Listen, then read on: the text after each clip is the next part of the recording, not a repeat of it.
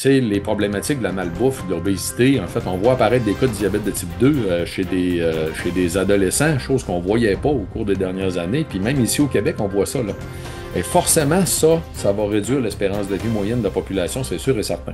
Nous recevons aujourd'hui le chercheur en vieillissement Éric Simard pour dresser le portrait de la longévité au Québec et partager les clés pour bien vieillir. Alors que notre population est l'une des plus vieillissantes au monde, il sonne l'alarme sur les enjeux criants de malnutrition et d'isolement qui touchent nos aînés. En contrepartie, il nous explique que des habitudes de vie simples, comme l'alimentation, l'activité physique et surtout une vie sociale de qualité, sont des outils puissants pour augmenter notre espérance de vie en bonne santé. Il nous offre un avant-goût de la conférence gratuite qu'il donnera en ligne le 2 octobre prochain. C'est quoi la situation actuelle? Parce qu'on entend beaucoup de choses entre on vit plus longtemps qu'avant, mais en même temps j'ai entendu aussi que la courbe commençait à redescendre à cause des ces nouvelles maladies qu'on a, les cancers, Alzheimer et tout ça, comme si on, on- on commençait à baisser de nouveau. J'aimerais que tu nous situes un petit peu où on en est rendu par rapport à est-ce qu'on vit plus vieux qu'avant, le vieillissement, est-ce qu'on est mieux en santé plus tard, enfin bref, faire un peu une situation peut-être au Québec.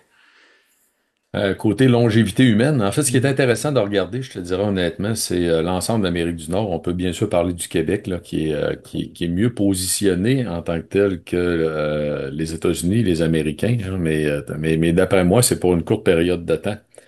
En fait, ce qui est en train de se passer, puis même si on prend un regard un peu sur peut-être même une centaine d'années derrière nous, là, euh, c'est beaucoup l'espérance de vie moyenne qui a augmenté dans la population et non pas l'espérance de vie maximale. Hein? L'espérance de vie maximale, là, bon, les gens connaissent peut-être Jeanne Calment qui a vécu 126 ans et presque Mm. 127. A pratiquement pas changé, en fait, hein, dans l'histoire de l'humanité au cours des dernières années. C'est juste que les gens qui se rendent centenaires, la proportion dans la population a augmenté. Autrement dit, c'est comme la courbe, en fait, de la moyenne de longévité est en train de se redresser. On a de plus en plus de gens qui vivent plus vieux que ce qu'on avait avant. Donc, c'est vrai qu'on a quand même plus de centenaires que ce qu'on en avait avant en proportion de la population, grâce aux habitudes de vie, grâce à toutes les avancées médicales qu'on a eues. Mais quand on regarde maintenant la moyenne, parce que bon, la pente hein, a fini par chuter, puis quand on regarde la moyenne sur toute la population, elle a augmenté un peu au cours des dernières années. Les hommes ont rattrapé un peu les femmes parce qu'on a eu une période où les femmes avaient 2, 3 ans de plus d'espérance de vie moyenne en fait que les hommes. Faut savoir qu'on a 9 centenaires sur 10 qui sont des femmes quand même. Donc, ils ont beaucoup plus de chances de devenir centenaires, en fait, que nous, les hommes. Et au cours des dernières années, là, si on regarde les 2, 3, 4 dernières années, en fait, au Québec, on aurait gagné 1 an et demi d'espérance de vie moyenne, pendant que les Américains, eux autres, en ont perdu 5, 6, 7. Ah Donc, il y a oui. certaines études qui disent que les Américains auraient perdu jusqu'à 10 ans d'espérance de vie moyenne dû aux mauvaises habitudes de vie, en fait, là, au cours des dernières années. Certaines données disent que c'est 4 à 5 ans, mais il faut comprendre que ce qui se passe aux États-Unis, ce qui se passe dans la moyenne américaine, est quand même en train de se passer au Canada. À une vitesse peut-être moins rapide que ce que vivent les Américains, c'est les problématiques de la malbouffe, de l'obésité. En fait, on voit apparaître des cas de diabète de type 2 chez des adolescents, chose qu'on voyait pas au cours des dernières années. Puis même ici au Québec, on voit ça, là. Et forcément, ça va réduire l'espérance de vie moyenne de la population, c'est sûr et certain. Et là, on est dans une population actuellement on est un des endroits dans le monde, on a tendance à pas voir ça, en fait, mais on est un des endroits dans le monde où la pyramide inversée est la plus prononcée. Autrement dit, on a traversé, il y a déjà quelques années, là, le point à lequel on avait plus de gens de 65 ans au Québec que ce qu'on a de gens de 15 ans et moins. Donc, on a une population vieillissante, une des plus importantes en fait sur la planète avec le Japon. Chose qu'on n'a pas tendance à réaliser, là, mais c'est une réalité. Et ça va amener des défis énormes en fait au niveau du Québec, pas juste pour le système de santé, c'est toute notre organisation sociale à quelque part qu'il faut essayer de repenser. Et c'est le moment, honnêtement, pour se poser des questions sur la valorisation des aînés au Québec, sur à quel point on se soucie réellement que ces gens-là vieillissent bien, et tout ce qu'ils peuvent, et tout ce qu'on pourrait leur fournir aussi pour rester à la maison dans la dignité le plus longtemps possible pour qu'ils profitent de la vie le plus longtemps possible. En fait, on n'est pas honnêtement une population, dans mon livre à moi, on n'est pas une population qui prend vraiment soin des aînés, mais aucunement. Les aînés sont dans certaines populations, je viens juste de mentionner le Japon, beaucoup mieux considérés, en fait, sont très valorisés. Nous autres, au Québec, on a juste à penser au statut de l'emploi actuellement, où ce que le Québec manque de travailleurs, grosso en partie, en fait, hein, et malheureusement, malgré la situation où ce que dans plein de corps de métier, on manque de travailleurs, les gens âgés sont souvent encore mal vus, en fait, dans le domaine de l'emploi, même s'ils ont une grande sagesse, même s'ils peuvent permettre de faire avancer des choses probablement beaucoup plus vite, ou de façon beaucoup plus constructive que ce qu'on pourrait le faire avec les jeunes fringants qui sont pleins d'énergie. Donc, on a un travail à faire, en fait, énorme au niveau du Québec. Oui, parce que je voyais que en tant que chercheur en vieillissement, tu sonnes l'alarme là, et tu parles de malnutrition et d'isolement. Est-ce que c'est quelque chose qui, bah, tu donnais l'exemple des États-Unis et ça s'en vient aussi dans le Nord. Est-ce que c'est ça qui est à la porte ou c'est déjà en cours ici pour les aînés? Ben, pour les aînés, c'est déjà en cours. La Mm. situation est vraiment criante. Et puis, bon, on se parle dans le cadre, entre autres, de l'annonce d'une conférence que je vais donner, Mm. qui a été demandée par le regroupement des papas roulantes ici au Québec, qui est un organisme extraordinaire, hein, qui travaille dans le milieu, justement, des gens âgés. Ils fournissent des repas, en fait, déjà tout préparés à des coûts respectables, en fait, pour permettre à des gens âgés qui sont isolés aussi souvent de manger en fait de l'alimentation de qualité. Et ce que le regroupement des papotes roulantes m'expliquait en fait hein, quand ils m'ont abordé, c'est que ce qu'ils voient sur le terrain est épouvantable. Puis honnêtement, c'est le genre d'affaires qui devrait passer aux nouvelles, là. Je veux dire, on a des gens âgés qui malheureusement sont tout seuls, veulent pas nécessairement cuisiner uniquement pour eux. S'ils font pas venir de la nourriture ou qu'ils vont pas manger au restaurant, ils vont se faire une toast pour souper où ils vont se faire deux toasts dans leur journée. Tu sais, les repas qu'ils vont manger ne sont pas des repas équilibrés, mais vraiment, et à quelque part, c'est de la dénutrition, là. Je veux dire, ça manque tellement finalement d'éléments nutritifs, ça manque tellement d'un apport sensé d'un point de vue alimentaire que ces gens-là qui sont isolés, ils peuvent pas faire autrement que mettre leur santé à risque, en fait, par ce type de comportement-là. Puis là, je les vise pas du doigt en faisant ça. Je pense que c'est une situation humaine qui est extrêmement triste. C'est de l'isolement, c'est des gens souvent qui vont souffrir de solitude. Et là, bon, il faut force est de constater que le regroupement des papas roulantes a un rôle à jouer, mais extraordinaire, complètement extraordinaire. En 2024, c'est 5 millions, tout près de 5 millions de repas qui ont été livrés à environ 130 000 personnes à la grandeur du Québec. Fait que c'est pas juste une question d'alimentation et de nutrition, c'est aussi une personne qui se pointe à la maison, que ces gens-là ont une interaction avec eux, qui vont peut-être être la seule personne avec qui ils vont interagir pendant la semaine. Écoutez, il y a des cas où c'est vraiment pathétique, là, c'est dramatique, là, c'est le genre de choses qu'il faut absolument prendre connaissance et il faut voir comment on peut en fait essayer de tirer le profit le plus possible même de ces interactions-là qui ont lieu et de cette alimentation-là de qualité en fait hein, qui est apportée par les popotes roulantes. Et il faut réaliser aussi que ce groupe-là, en fait, le regroupement des popotes roulantes, est dépendant de 20 000 bénévoles qui sont en grande majorité des gens âgés justement. Oui, c'est ça, tu Qui, parlais de la pyramide inversée. Je me dis, mais si c'est les aînés qui prennent soin des aînés, mais à un moment donné, ces aînés-là, il va falloir que quelqu'un prenne soin d'eux aussi. il y a ça aussi, puis en fait, c'est aussi comme société, à un moment donné, qu'est-ce qu'on décide de supporter nous-mêmes, en fait, puis dans quoi qu'on veut, en fait, mettre des efforts. Vous savez, donc, au Québec, on a décidé, entre autres, d'essayer de maintenir le plus possible, en fait, l'éducation gratuite pour que tout le monde au Québec ait une chance de réussir, tu sais. Ben, de la même façon, je pense que c'est extrêmement important de supporter des organismes comme le regroupement des papotes roulantes et toutes leurs initiatives, leurs bénévoles, etc.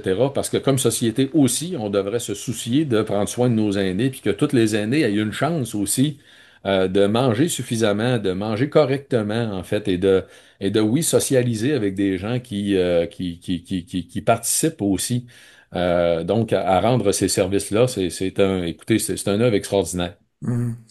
Donc pour terminer, si on parlait un petit peu comme une projection d'avenir, est-ce que selon toi, ce que je comprends, c'est que la bonne nutrition, bon, qui est quand même l'essence de ce qu'on met dans notre véhicule physique pour arriver à tenir le plus longtemps possible, et l'aspect social pourrait comme résoudre une bonne partie, ou en tout cas porter pour que les aînés ou notre société, on va dire, se porte pour le mieux. Et comment est-ce qu'on connecte ça à nous? On va dire, je vais nous considérer comme plus jeunes, mais comment est-ce que tu connectes ça à quel est le rôle des personnes comme nous qui regardons ça des fois de loin parce que nos parents sont peut-être pas encore toujours concernés. Comment tu vois ça? C'est sûr que ces organismes-là, souvent, vont vivre de dons, hein, en fait, hein, vont bénéficier des apports de la population. Ça va de soi. Il faut les supporter, les encourager. Faut continuer ces démarches-là. Tu mentionnais donc les éléments importants de la nutrition et l'aspect social pour le vieillissement en santé. Il faut savoir qu'en biologie, dans la biologie de la longévité, comme dans tous les domaines de recherche, on essaie de séparer chacune des facettes pour essayer de mesurer ou d'évaluer les facettes de façon euh, euh, les plus isolées possibles, en fait, pour mieux connaître leur impact. Ben, dans le domaine de la longévité humaine, c'est la vie sociale de qualité qui aurait le plus gros impact en santé. On parle d'une différence de 15 ans d'espérance de vie entre une personne vivant seule versus une personne ayant un grand cercle d'amis.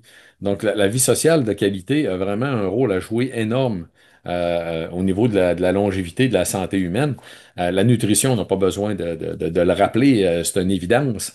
Ce qu'on on va faire, entre autres, lors de la conférence, en fait, du 2 octobre prochain qui s'en vient à grands pas, c'est que en conférence, je vais rappeler l'ensemble des éléments qu'on connaît à l'heure actuelle sur les impacts sur la longévité humaine et tout ce que l'on peut faire au niveau de nos habitudes de vie. Il y a des choses relativement simples que les gens peuvent mettre en application, que souvent il suffit de leur rappeler. Je vais te donner un exemple assez simple. Monter l'équivalent de 50 marches par jour. Et là, ça peut être 5 fois 10 marches, OK? Mais, hein, monter l'équivalent de 50 marches par jour, on réduit de 20% les risques de maladies cardiovasculaires. Et là, il faut rappeler, parce qu'il y a des gens qui pourraient se dire, ouais, mais 20%, c'est pas très élevé. Ben, nos médicaments pour la santé cardiovasculaire vont réduire les risques de 20 à 30% des risques de maladies cardiovasculaires. Donc, monter 50 marches par jour, donc on réduit de 20% les risques. C'est quand même quelque chose de très, très significatif, là. C'est ce qu'il faut comprendre. Et donc, il y a beaucoup de facettes à considérer. Et ce qu'il faut savoir avant tout, c'est que ce qui fait la grande réussite des gens centenaires, c'est qu'ils sont bons sur toutes les facettes. Ce qu'on a observé au fil des dernières années, là, c'est réellement que les gens centenaires sont bons sur toutes les facettes qui permettent d'augmenter la longévité. Et que cet élément-là, en fait, là, d'être très complet dans une multitude de choses, a certainement un effet très synergique, en fait, sur les bénéfices santé qu'on va chercher. Donc, ça se fait, c'est relativement facile en plus, hein. C'est qu'il suffit de considérer que la santé est une façon de voyager, qu'on va être en amélioration continue toute notre vie, que c'est pas un objectif à atteindre, on ne l'atteindra jamais. Se donner des objectifs réalisables, mais se poser constamment des questions sur qu'est-ce qu'on peut améliorer, puis cheminer tout simplement là-dedans. Mais c'est plus simple qu'on pourrait penser, qu'on pourrait imaginer. Intéressant. Donc c'est ça, on invite les gens le 2 octobre, je sais c'est à 19 heures heure de l'Est. C'est en format webinaire, si je me trompe pas, c'est en ligne, on peut s'inscrire, c'est gratuit, je pense aussi. Oui, tout Euh, à fait. et donc Sur c'est Zoom, lié, c'est voilà. gratuit. Ouais. Bonne façon de trouver l'événement en passant, c'est les réseaux sociaux. Je suis beaucoup présent sur les réseaux sociaux. Vous devriez me trouver assez facilement. Entre autres, Éric Simard, Priorité Bien Vieillir. C'est une des pages Facebook, là, mais j'en ai trois. Dans la section événements ou dans le défilement de la page, vous devriez trouver l'événement du 2 octobre. Donc, c'est gratuit. Ça vous est offert, en fait, en passant par le regroupement des Popotes roulantes, qui organisait l'événement pour remercier leurs 20 000 bénévoles, en fait, qui sont extrêmement importants. Ils veulent les garder longtemps, ils veulent les garder en santé. Ils se sont dit qu'ils pourraient faire ça. Donc, on a décidé de l'ouvrir à toute la population du Québec pour en même temps souligner le travail exceptionnel que ces gens-là font, qui est vraiment, écoutez, c'est indispensable. Et j'imagine que cette conférence, tu vas faire un survol un peu de tout ce que tu nous as dit là, mais quand même de rentrer dans les détails de la situation au Québec et d'apporter aussi peut-être même des solutions, c'est bien ça? Je vais en glisser un mot, en fait, de la situation au Québec, mais l'objectif de la conférence est vraiment de démystifier qu'est-ce que c'est que le vieillissement, hein. Parce Mm. que, bon, à mon point de vue, à moi, quand on comprend un peu mieux qu'on connaît, parce qu'il y a eu vraiment des avancées extraordinaires dans le domaine de la science du vieillissement au cours des dernières années. Ça a encore cours. Je suis bien sûr de très près tous ces éléments-là. Quand on comprend un peu mieux, en fait, qu'est-ce qui se passe, puis pourquoi, puis les façons dont on peut agir sur ces processus-là, on comprend mieux pourquoi qu'on veut modifier des habitudes de vie et d'avoir la raison qui va avec les recommandations. Généralement, ça aide les gens à se motiver à les mettre en application. Donc, cette conférence-là, c'est exactement ce que je vais faire.